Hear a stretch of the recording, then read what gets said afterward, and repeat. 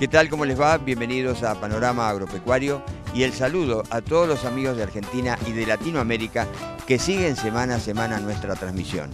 En este programa vamos a hablar, entre otros temas, del cultivo de papa, una producción sumamente importante desde el punto de vista económico y también laboral, no solamente para Balcarce, sino también para todo el sudeste bonaerense. Sobre este tema nos entrevistamos con el ingeniero Vicente Arrate. Y también vamos a hablar de un tema creo que de suma importancia, los seguros agrícolas multirriesgo. Una propuesta que está estudiando el Poder Ejecutivo Nacional a través del Ministerio de Agricultura, donde se podría de alguna forma equilibrar lo que hace a la rentabilidad de las producciones agropecuarias.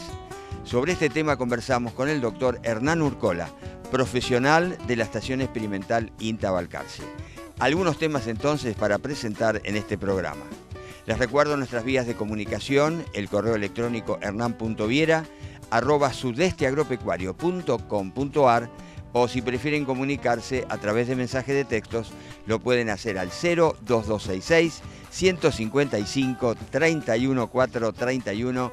Muchísimas gracias a todos los amigos por comunicarse. Como les comentaba al comienzo del programa, vamos a compartir una nota que le realizamos al ingeniero Vicente Arrate, productor de papa. Sí, con respecto a la siembra, fue una siembra muy extendida en el tiempo, quizás fue muy diferente a otros años.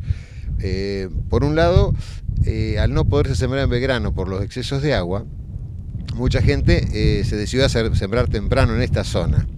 Después está la zona de la época típica de siembra, y después hay una siembra muy tardía debido a los campos que estaban inundados. O sea que la siembra se prolongó por agosto, septiembre, octubre, noviembre y hasta diciembre. Digamos, las siembras tardías se debieron básicamente a que había muchas zonas de la costa, sobre todo, con lotes totalmente inundados. Entonces, hubo que esperar a que esos lotes se pudieran sembrar. Mucha gente tuvo que tomar la decisión de dejar los lotes y trasladarse a otro campo, con lo cual se fue atrasando. Entonces hemos tenido siembras hasta del 15 de diciembre este año, que es muy atípico para esta zona. Normalmente acá se siembra del 15 de agosto hasta el 15 de noviembre. Y este año se prolongó mucho. Ya te digo, muy temprano se sembró por el hecho de que no iba a haber papa en Belgrano, porque hubo 500, 600 hectáreas sembradas nada más. Y entonces la gente pensó que iba a tener buenas perspectivas de precio temprano y sembró temprano. Después están las de época y después hay una siembra muy tardía, que en este momento tiene 60 días, que no se sabe lo que va a pasar todavía, ¿no es cierto? Va a depender mucho de cómo venga marzo y abril, básicamente.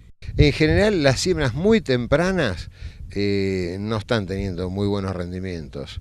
De todas maneras, son aceptables.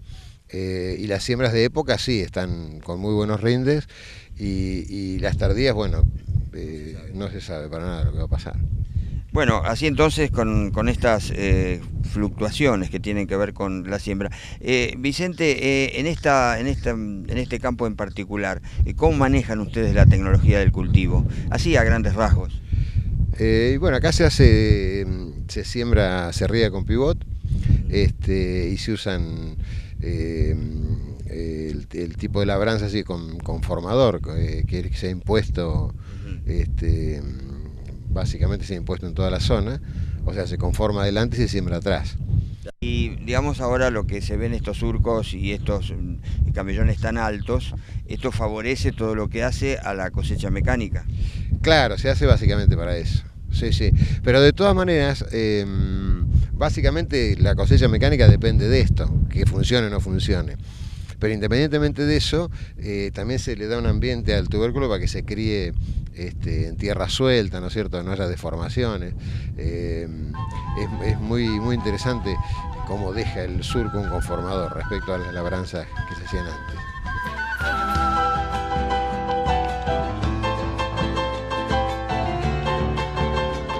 La papa es originaria del altiplano de América del Sur, en donde se ha consumido desde hace más de 8.000 años. Los conquistadores, en los finales del siglo XVI, llevaron la planta a Europa y ya para el siglo XIX se había expandido por todo el continente y es en la actualidad el tubérculo más importante dentro de la alimentación humana. China, Rusia e India son los tres principales productores y en conjunto aportan cerca del 40% de la producción mundial. Aunque la papa es un cultivo disperso, en muchos países se pueden mencionar otros productores destacados como Polonia, Estados Unidos, Ucrania, Alemania y los Países Bajos.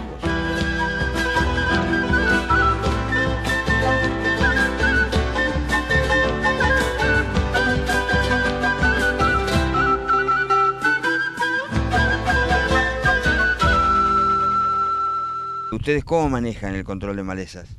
Se hace con herbicidas, se hace con, o sea...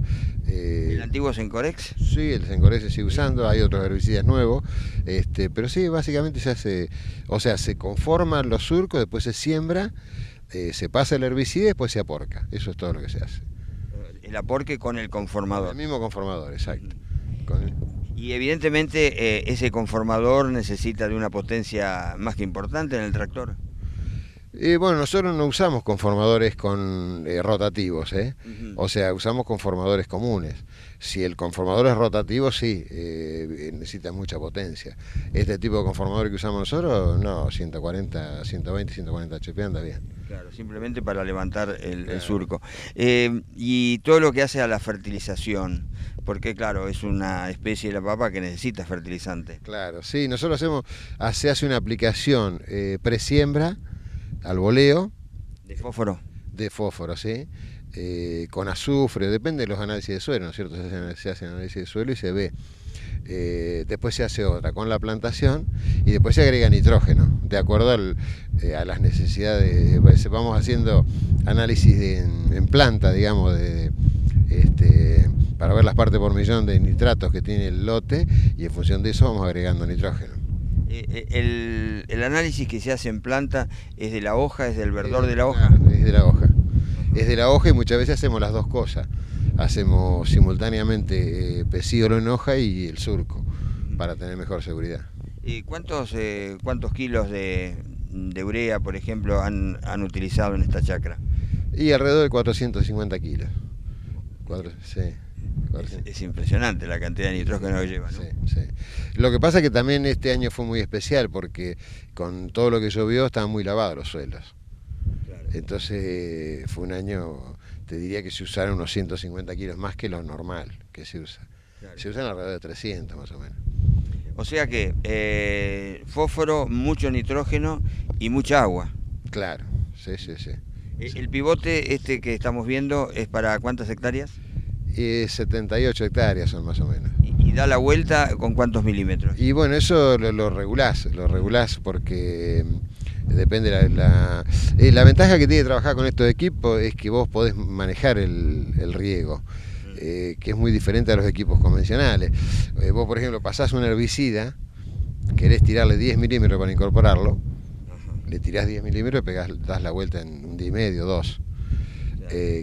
Suponte que pasaste urea, para que no se te evapore, le pones 10 milímetros y, ¿me entendés? Querés hacer un riego común, le pones 25. Claro, con 25 milímetros, ¿en cuántos días da la vuelta?